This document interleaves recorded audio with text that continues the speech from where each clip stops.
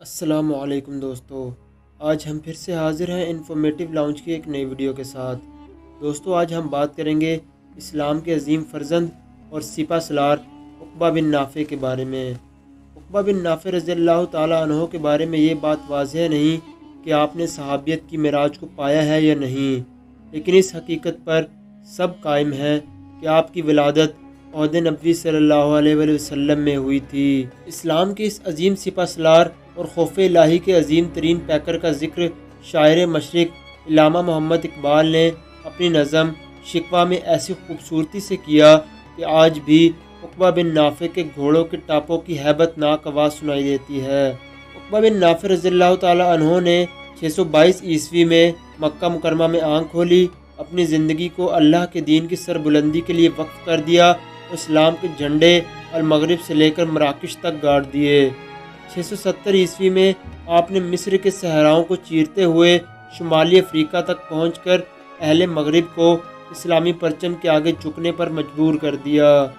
شمالی افریقہ میں مصر تو عہد عمر فاروق رضی اللہ تعالیٰ عنہ کے دور خلافت میں ہی فتح ہو گیا تھا اور اس کے بعد لیبیا پر بھی قبضہ کر لیا گیا تھا، اور پھر مسلمانوں کا سامنا اہل مغرب سے ہوا جہاں پر بربر جیسی جنگجو قوم رہتی تھی۔ بربر بڑی جنگجو قوم تھی، مسلمانوں نے بربروں سے نہایت سخت لڑائیاں لڑی تھی۔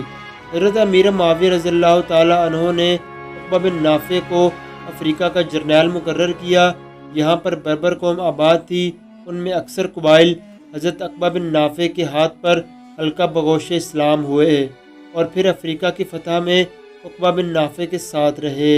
افریقی ممالک فتح ہو جاتے تھے، لیکن چونکہ وہاں پر لشکر اسلامی کی کوئی مستقل چھاؤنی نہیں تھی، اس لیے لشکر اسلام جب واپس جاتا تو یہ عہد توڑ دیتے تھے اور دشمنان اسلام کے ساتھ مل کر اہل اسلام کو نقصان پہنچاتے تھے۔ حضرت عقبہ بن نافع رضی اللہ تعالیٰ عنہ نے حفاظی نقطہ نظر سے یہاں پر ایک چھاؤنی بنانے کا ارادہ کیا اور اس کے لیے ایسی جگہ کا انتخاب کیا جو اپنی ہیبت اور خوفناکی میں اپنی مثال آپ تھی۔ یہ ایک گنجان جنگل تھا جو طرح طرح کے درندوں سے بھرا پڑا تھا۔ وہاں کے مقامی لوگوں کے پسینے چھوٹ جاتے تھے جب وہ اس جنگل کا تصور کرتے تھے۔ امیر لشکر حضرت عقبہ بن نافع 18 یا 19 جلیل القدر صحابہ کرام رضوان اللہ تعالی اجمعین کو ساتھ لیا اور جنگل میں داخل ہو گئے۔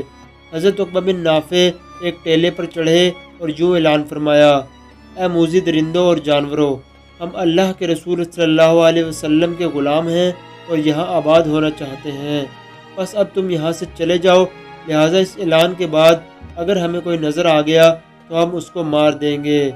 اللہ جانے اللہ کے اس ولی کے اعلان میں کیا تاثیر تھی کہ جانوروں کے گروہ اس جنگل سے نکلنے لگے۔ چشم فلک نے دیکھا کہ شیر اور بھیڑیے اپنے بچوں کو منہ میں اٹھائے جنگل سے نکل رہے تھے۔ بربر قوم جو اس جنگل سے اچھی طرح واقف تھی، اسلام کی اس روشن دلیل کو دیکھ کر دائرہ اسلام میں داخل ہو گئے۔ حیاتیات اور طبقات الارض کے ماہرین آج تک پریشان ہیں کہ عقبہ بن نافع رضی اللہ تعالیٰ عنہ کے اعلان میں ایسا کیا تھا کہ جنگلی درندے بھی تابعدار ہو گئے۔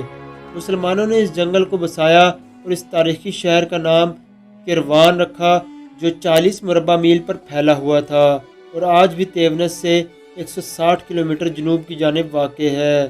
شمالی افریقہ کو فتح کرنے کے بعد جب عقبہ بن نافع بحر اوقیانوس تک پہنچے تو فرط جذبات سے اپنے گھوڑے کو بحر اوقیانوس کے پانی میں ڈال کر کہنے لگے کہ اے اللہ، اگر آج یہ سمندر میری راہ میں حائل نہ ہوتا تو دنیا کے آخری کونے تک تیرے نام کو بلند کرتا۔ دشت و دشت صحرا بھی نہ چھوڑے ہم نے، بحر ظلمات میں دوڑا دیے گھوڑے ہم نے۔ عقبہ بن نافع رضی اللہ تعالیٰ عنہ نے یہاں پر جامع مسجد کی بنیاد رکھی۔ چونکہ یہ ایک گنجان آباد جنگل تھا، اس لیے قبلہ کا تعین کرنا بڑا مشکل ہو جاتا تھا۔ سب سمت قبلہ کے بارے میں متردد تھے۔ کچھ عرصہ تک مسلمانوں نے نماز کی ادائیگی کے لیے تحری مطلب غالب سوچ و بچار سے کام لیا۔ ایک شب حضرت عقبہ بن نافع اسی پر فکر مند بیٹھے تھے کہ یکایک ایک آواز سنائی دی: کل صبح تم مسجد میں داخل ہونا تو تم کو تکبیر کی آواز سنائی دے گی، تم اس طرف کو چلے جانا، جس سمت اور جگہ پر آواز ختم ہو وہاں پر نشان لگانا اور سمت قبلہ کی دیوار تعمیر کرنا، وہی سمت قبلہ ہوگی۔ چنانچہ ایسا ہی ہوا۔ آج تک کیروان کی تمام مساجد کو اسی سمت پر تعمیر کیا جاتا ہے۔